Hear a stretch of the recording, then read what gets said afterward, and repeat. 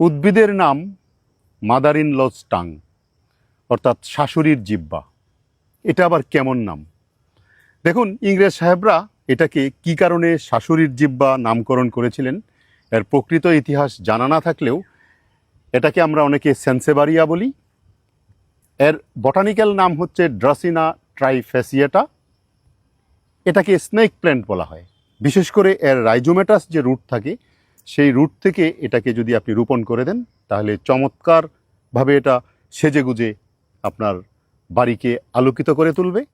একটু কঙ্করযুক্ত মাটি, একটু বালিযুক্ত মাটিতে রোপণ করবেন, পানির পরিমাণ কম দিবেন, তাহলে সে আপনাকে নিরাশ করবে না। এছাড়া ইনডোর প্ল্যান্ট হিসাবে এর বেশ গুরুত্ব রয়েছে। যেমন এটা যদি ইনডোরে রাখেন বেশ উপকার পাবেন। ইনডোর প্ল্যান্ট হিসাবে এটা বেশ গুরুত্বপূর্ণ। অবশ্য আমি এর আগেও ইনডোর প্ল্যান্ট নিয়ে আপনাদের সাথে অনেকবার কথা বলেছি, আজকেও সেই একই কথা। তার মানে হলো আমাদের ঘরে যে হোম অ্যাপ্লায়েন্স থাকে, সেই হোম অ্যাপ্লায়েন্স থেকে ফর্মালডিহাইড এবং বিভিন্ন রকমের গ্যাস নির্গত হয়। সেই গ্যাস নির্গত হয়ে ঘরের ভিতরের বায়ুটাকে দূষিত করে দেয় এবং আমরা সেই দূষিত বায়ুটা ইনহেল করি।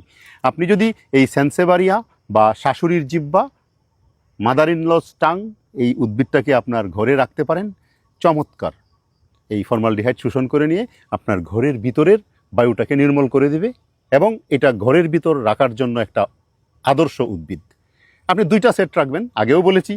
যখন একটাকে ঘরে আনবেন আরেকটাকে বাইরে নেবেন, আবার ঘরেরটাকে বাইরে নেবেন, বাইরেরটাকে ঘরে আনবেন। এইভাবে উলট পালট করে যদি আপনি এই উদ্ভিদটা আপনার ঘরে রাখেন, দেখবেন দেখতেও বেশ অর্নামেন্টাল হবে এবং ঘরের ভিতরের বায়ুকে নির্মল করে দিবে।